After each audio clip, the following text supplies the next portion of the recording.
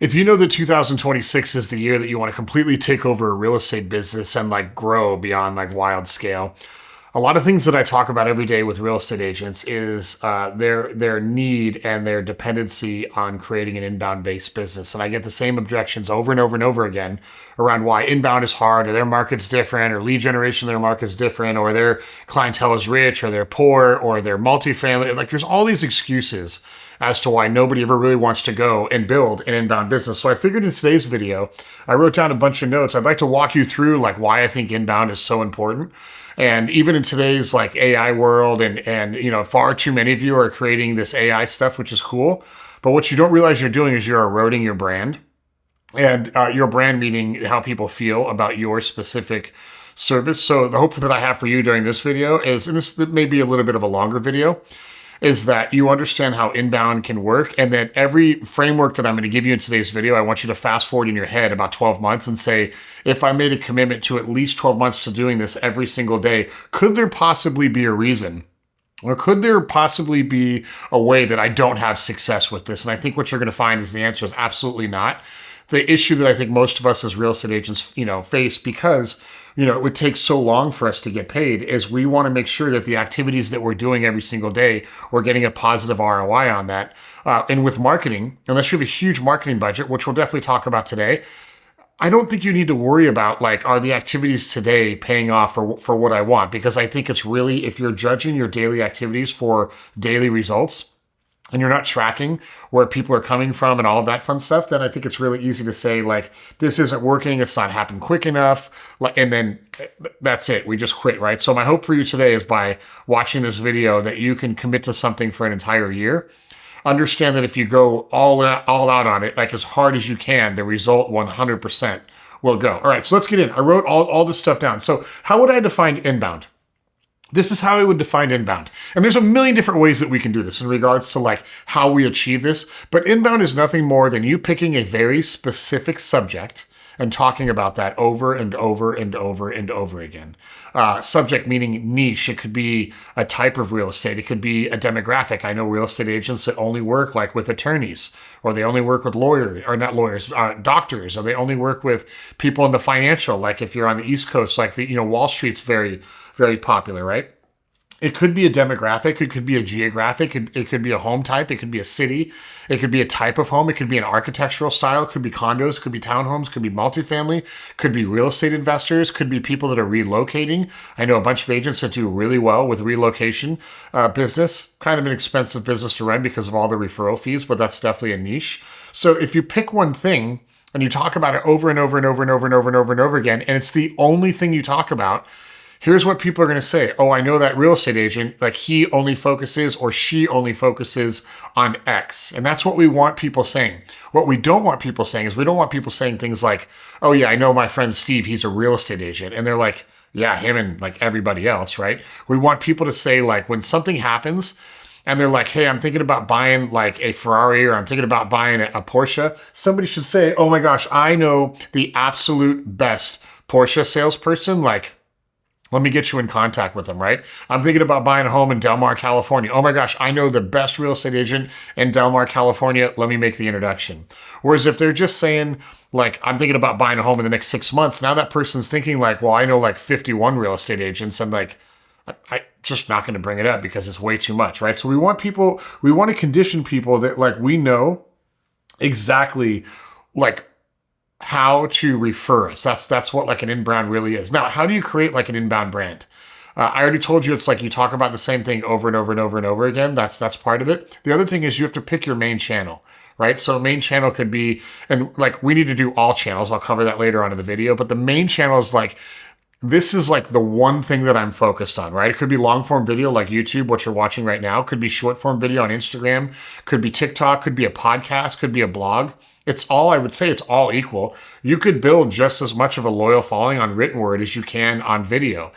You can build just as much of a loyal following on video as you can on a podcast. Now, there are different strategies for all of those to be able to scale that, right? If it's written word or like in newsletter format, we got to spend a lot of money on ads, right? Because there's not really a very good organic channel out there to really grow that. Sure, you can create video and drive video to the written content and do all of that, but it's just a different strategy, right? So what I would be thinking is not like, what are all the people in my market doing right now and who's killing it? And then let me go emulate them.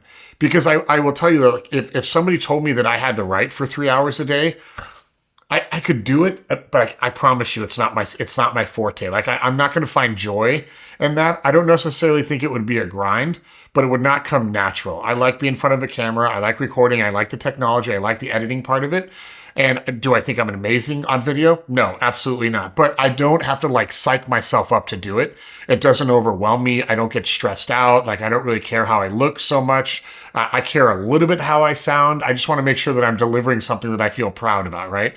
And on video, I really can do that. I know some people that are like obscenely well with written word. Matt McGarry over at Newsletter Operator is like, he's good on video, but video is kind of not his gig. You know what I mean? Written word and how he writes, he does a really good job. So if I was you right now, I would think, number one, what do I want to talk about all day, every day, over and over and over again for the rest? Like, what do I want to be known for? When somebody says you're a real estate agent, or I know this guy who's a real estate agent and they do X, like, what do you want them to say in place of X, right? We don't want to say something that has like, prestige and power and communication and trust. That like nobody buys into that stuff. Nobody buys into that, right? So like that's not a brand, by the way. That's Madison Avenue and all these legacy idiots telling you that like words mean something with how like they don't. Don't even worry about that.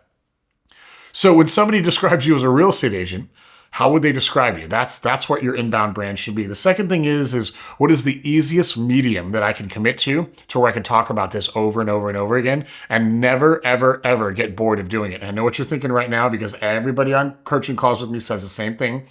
They say, Steve, I'm worried that if I commit to a specific brand, I'm going to alienate everybody else. And here's what I know to be true. 60 to 70% of all the people that come into your schedule are going to come in based on the very specific way that you told them to come in. The other 30 to 40% are going to come in because they know you.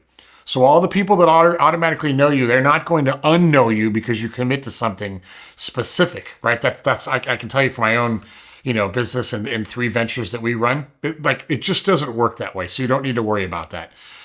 When you commit to something specific, and you talk about it over and over and over again, like it gets easier. And you'll find that when the people raise their hands and they want to work with you, the majority of the sales has already been done because they've consumed all of that content around that very specific thing. So like if I wanted to drop everything and just primarily sell real estate in the greater San Diego area, there's 2 things that I have a lot of passion about. A, I live in Carlsbad, California. So my first choice would be I only work Carlsbad, California. Okay. That would be the first thing that I would do. If I didn't want to do that and somehow I wanted to niche even further, then I would go multifamily because when we lived in Phoenix, we did a lot of multifamily. I love that side of the business. I love the investor side. I love the analytics side. I love the non-emotional component to it. I mean, there are emotions to it, but it's more around aesthetic and financial emotions. It's not like, nobody falls in love with the kitchen and the view or anything like that. It's not that type of transaction, which in my world, like I love, that's music to my ears. I'm not a very, I wouldn't call myself necessarily analytical, but I don't walk through a home and get like super emotional on how it makes me feel. It's just not how I'm wired, right? So I want to work with other clients that are like that because the people that are super emotional and that do walk through that and they have all those feelings, it's really hard for me to have empathy because I just don't see the world that way, right? So when you work with people that see the world the same way that you do, again, the business is a lot easier. So we want to focus on that with the brand. The next thing that I wrote down is that an inbound brand that you commit to doesn't have to be for life. You can do it for the next 3 years. You could do it I wouldn't do it for 3 months or 6 months or anything, but it doesn't have to be an it for everything. You can run multiple brands and there's nothing tying you to that forever. Like I know we have like these stories of how we are as real estate agents. Like if we make a switch, like, does that mean we're acknowledging that the other thing didn't work? No, you're just saying that you don't want to do it anymore. It's like, it's just that simple, right? Let's say that you pick an inbound brand. And let's say that like I want to deal with like just people that live and want to move to Carlsbad, right? If I create way too much content about what it's like to live in Carlsbad, like an example of that video would be like the top 5 reasons to move to Carlsbad. I want you to think really quick, like who am I talking to? And if you really think about a video that says the top 5 reasons to move to Carlsbad, is somebody who already lives in Carlsbad, California going to watch that video? And the answer overwhelmingly is probably no, because they already live in Carlsbad. So why do they want to be told why they're making, like, you see what I'm getting at right now? So if your avatar are people that are living in Carlsbad and that are buying and selling within Carlsbad, we don't want to talk about why you should move to Carlsbad because they already know that. They're already here. So it's going to be a missed opportunity. So we only want to talk to the people that are already here. So that could be things like, like, should you sell your Carlsbad home? Why are some people upgrading and staying in Carlsbad? Why are the people downsizing and leaving Carlsbad? Like, the avatar of those videos are people that live here. If you only talk to the people that want to move here, now you can make the argument like Carlsbad's on the coast and there's all these cities that surround Carlsbad, and we've got Oceanside and Vista and San Marcos and Encinitas and maybe Cardiff and Solana Beach that are down south. And like, if I talk about that, there may be a lot of people that are in San Marcos that want to move to Carlsbad, but you're taking that total addressable market and you're shrinking it down for no reason, right? Because I don't know what the population of San Marcos is. It's smaller than Carlsbad. Or maybe it's a little bit bigger. Actually, I don't know. I should look that up. But I have to imagine that only a very small percentage, like low single digits, are even considering making a move to Carlsbad. Number one, because it's a totally different market, totally different schools, totally different price point. It's beach community as opposed to a little bit, like, it's just a totally different lifestyle, right? And so for me to create content that focus on such a small percentage of people that maybe want to move and maybe have the ability to do it or not, like, you create all these videos and you're happy with the videos, but you get no traction. And the thing that you need to answer is the avatar of the person who would absolutely love this video, are they actually my dream client, right? A really easy way to say this, if you were creating an ad and the ad was how to buy real estate with no money down, I can tell you right now, because we've run it, that ad will do really well. But if you think about how to buy real estate with no money down, who is the avatar of the person that would resonate with that ad is people that don't have money to put down on real estate.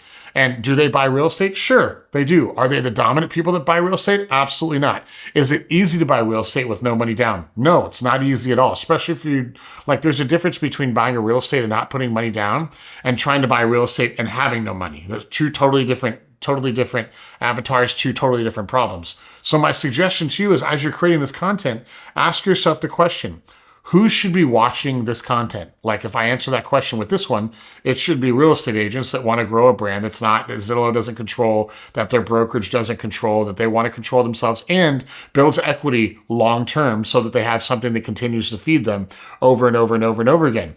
If you're a team leader that has 300 agents and you're looking to get to 800 agents and do $37 billion in sales, this video is probably not for you, because we're not talking about teams. So you really need to understand, number one, who is my avatar and how can I only focus on solving their problems? I probably should have given you that in the beginning of the video, so I'll give that to you again.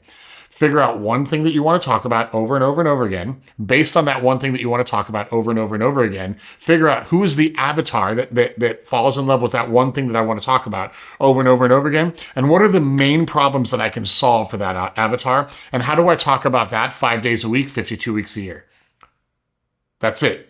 That's the entire game plan. You do that over and over and over and over again. And even in those moments, I think I even wrote this down, even in those moments when you feel like the content is mundane, keep in mind that the majority of the people that are going to watch this content on TikTok or Instagram or YouTube or however they're going to do it, even though you may be on video 300, you're assuming that everybody watching video 300 watched the first 299 videos. They didn't. In fact, the lion's share majority of them are only watching your video for the very first time. So you have to think about this type of content as an audition for everybody that comes through, right? And I think when you think about it that way, you're like, oh, well, I really can talk about the same thing over and over and over again, because the vast majority of people that are watching the content are not seeing it, for the 5th time in a row. This is the first time they're seeing my content. Now, when you get really, really good and you build your audience and there's loyalty with that audience, sure, that redundancy is going to set in. But right now, don't worry about the redundancy, whatever. Pick one thing and talk about it over and over and over again.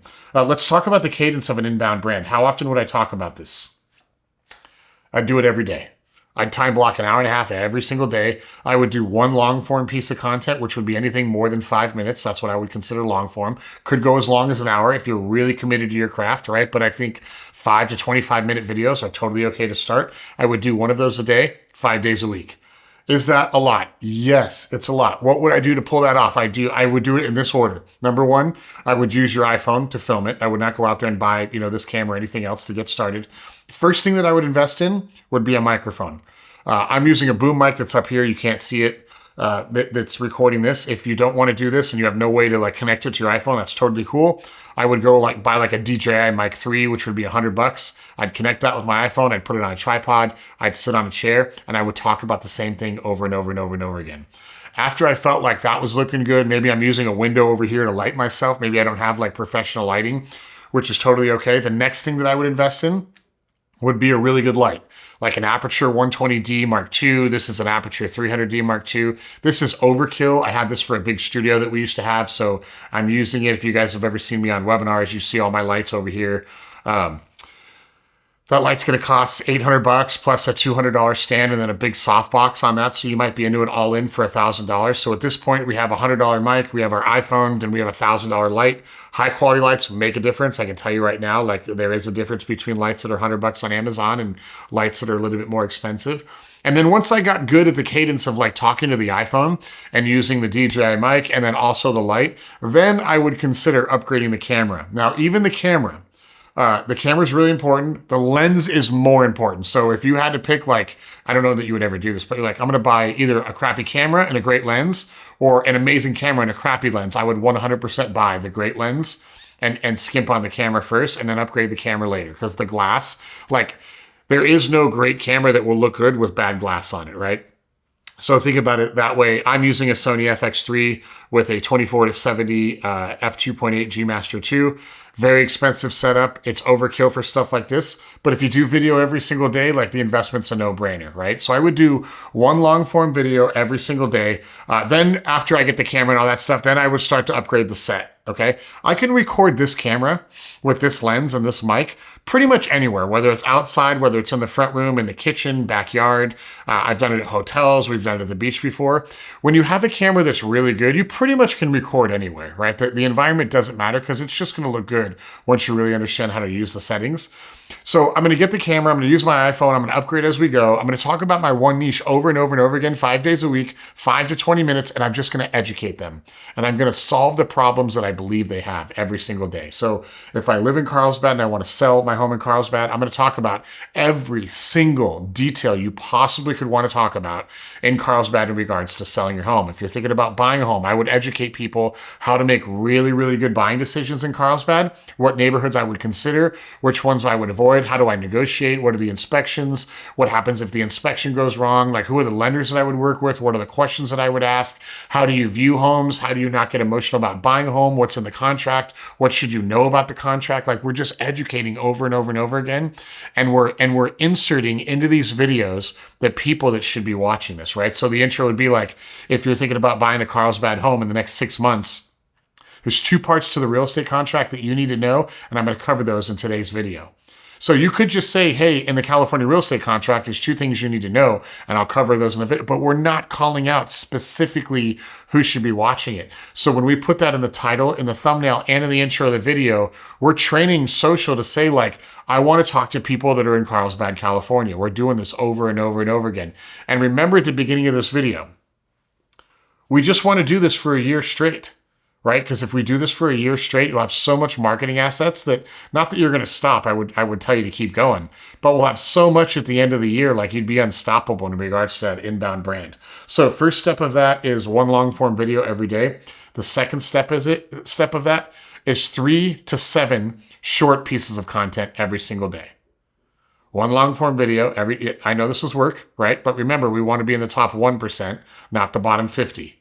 Big difference between those 2 people, right? 1 long form video, 3 to 7 short form videos. Now you're probably like, there's a lot of people out there, oh, you don't need to create a lot of content. And the answer is right. You don't need to create a lot of content. However, when you get really good at it and you commit to it, creating a lot of content is going to give you a disproportional ROI on effort versus result. Now, creating a lot of terrible content is a waste of time. That I totally agree with, right? But once you find your niche, once you find your voice and you're doing it over and over and over again, I think you have a moral obligation to talk about that as much as possible, because the more you talk about it, you're giving social more signals to put that content in front of the right people. So I 100%, I mean, if we're doing 1 long form video a day, That's 20 videos a month. Let's say we're doing 6 short pieces of content a day. That is 30 times 2, 160, 120. So, I mean, that's 140 posts. And that's not even counting that we're going to put that on Facebook, Instagram, TikTok, and YouTube. So we're probably talking 300 to 500 different posts that we're doing every single month, talking about the same thing over and over again. So the question that I would ask you, and without me doing the math, let's call it 450. If you were to post 450 times a month with no ad spend, we're not even talking about ads yet. If you were to post 450 times a month talking about the same thing over and over again for a year, do you think it might be possible that at the end of the year, you're doing less business than you're doing right now? My gut would probably tell you that that would be pretty impossible. Now, if I talk about San Diego and then Del Mar and then Encinitas and then Carlsbad and then San Diego and then Encinitas and then La Jolla and then Rancho Santa Fe and I'm all over the place, I never get that momentum that kicks in because what I'm doing is I'm changing that avatar every single video. And you might be thinking like, well, Steve, I serve that entire area. Sure. But if you're watching this and you know you need an inbound brand, like serving that entire area may be the very reason you're not selling the real estate that you want to sell. The other complaint I hear from agents is like my local market isn't big enough. And chances are it's not big enough because you don't believe that you have the ability to take market share from the stuff. Like in Carlsbad, there's 120,000 people that live here. I think there's 240 homes on the market right now with about 100 under contract, give or take, maybe less, maybe 75 under contract. We've got about 4 to 5 months worth of inventory right now. We have some really big hitters in our market in regards to real estate agents that sell like quite a few homes. And I can tell you, there's still plenty of reason to run this in this market. There's no reason for me to go consider a different market. And probably the market that you need to serve is the one that you live in. If you don't want to serve the market that you live in, I would go to the highest price market you feel comfortable in because it's the same deals, right? If you're going to sell a $500,000 home or a $900,000 home, it's the same thing. So just go for the higher one. That would be my recommendation to you. But working where you live is always a lot easier. We've talked over and over again about talking about the same thing over and over and over again. The conversion part. This is the last part of this video before I set you free for today. In real estate, because there's not like a credit card that gets swiped, it's really our conversion with content is an appointment. We want to make that conversion event as easy as possible. Could be as simple as a web form on a website. Could be a send me an email. Could be here's my phone number, send me a text. We do a lot with ManyChat and Instagram. It's one of our biggest things that we convert with. I would highly recommend you use ManyChat in your business, which is just chatbot automation for direct messages in Instagram and Facebook. So you can tell people like just comment like meet or send me a message that says meet and I'll send you a link that you can use. There's so many different ways that we can do that, but we want to make it super simple. We don't want complex marketing funnels. We don't want 9-step ClickFunnels website. Like we just don't need any of that stuff. We want to make it super easy for you to consume the content and then super easy to raise your hand. If you make it too public, people won't do it because they don't want to get outed. So we don't want to make it so hard to where they go to a, landing page funnel, but we don't want to make it, so that everything's super public.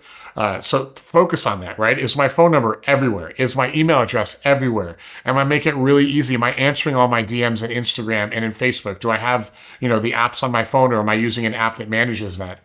All that stuff, because nobody ever gives you a message that says, hey, Steve, my name is John, and I live at 123 Main Street. I think my home is worth $2 million, and I'd like to sell it for full commission, and if you could list it tomorrow, send me the paperwork. You are never, ever going to get a message that looks like that.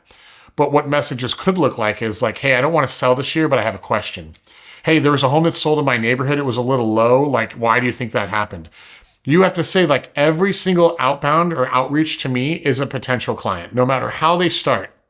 I've had people that have purchased and sold real estate from us that have started with negative comments or disagreements. And like one of my biggest investors that we worked with in Phoenix started off on a YouTube comment where he basically told me I didn't know what I was talking about, right? And we kind of went back and forth. And then I think it was weeks or months later, I get this random text message. Hey, I have a question about a property that I'd like to run by you. And I remember thinking like, wait, aren't you the guy on YouTube that like keeps telling me that I'm a moron? Like, it's just, if you knew him personally, I won't out him by name. If you knew him personally, you'd be like, oh, that totally makes sense, like why he does that. It's just how he's wired. So my point is that every interaction could be a client. Our goal is to just get as many of those interactions within the same parameter of who I want to work with, right? If you want to serve the high-end part of your market, Like, be okay with that. Understand that when you're talking to the high end, you're not talking to the entire market. You're talking to a sliver of a much bigger market. And there is a huge amount of commission in that. So as I wrap this up for today, I want you to think about a couple of things. Number one, who do I want to serve? And is the market big enough? I can already tell you the market most likely is big enough. If it's tiny, don't do it. That's not a waste of your time. What's the medium that I want to talk, to every single day? Is it written word? Is it podcast? Is it video? Is it all the three?